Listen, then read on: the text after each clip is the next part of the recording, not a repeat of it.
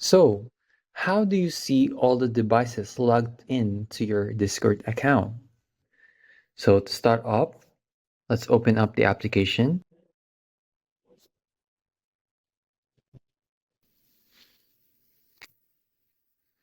Now here we just need to go to our profile on the U on the bottom right. Next is we need to go to settings. Now here we should see devices. So we just need to click on it.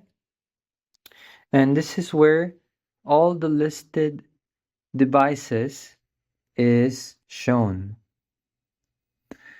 Now here you will see where your account is currently logged in.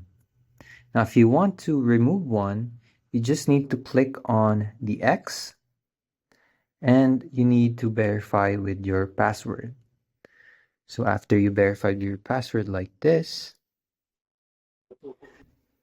it will be removed.